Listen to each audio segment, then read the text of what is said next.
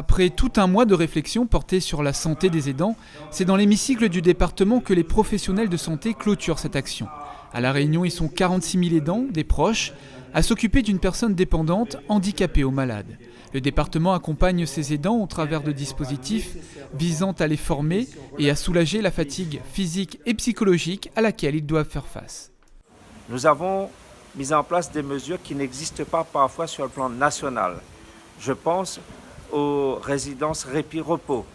Je pense à la maison des accueillants familiaux.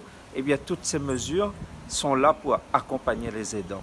Votre rôle est essentiel, mais il faut aussi penser à vous. C'est ce que nous nous efforçons de faire.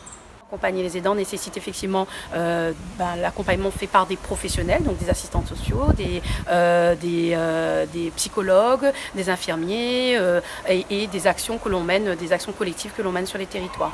Donc ce qui manquerait, c'est pas forcément aujourd'hui, les actions existent, mais beaucoup plus de communication. Il était important d'insister sur la place de l'aidant qui reste un proche et qui ne doit pas se substituer au rôle du professionnel.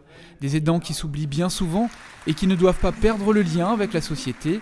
Un aidant sur 3 se dit anxieux et stressé. Pour la plupart, ils se sacrifient entièrement au profit de la personne qu'ils aident et au point de s'oublier en fait, et de se sacrifier. Et c'est là qu'on en arrive justement à une problématique d'épuisement, de fatigue qui engendre ces problématiques psychopathologiques dont je parlais. Donc pour nous, pour toute l'équipe du GIPSAP, c'est important en fait qu'on travaille à ce que ces aidants-là prennent, si ce n'est qu'un tout petit peu de temps aussi pour eux et pour leur bien-être à eux, pour pouvoir ensuite davantage s'occuper des autres et avoir cette énergie-là pour s'occuper de la personne qu'ils aident au quotidien.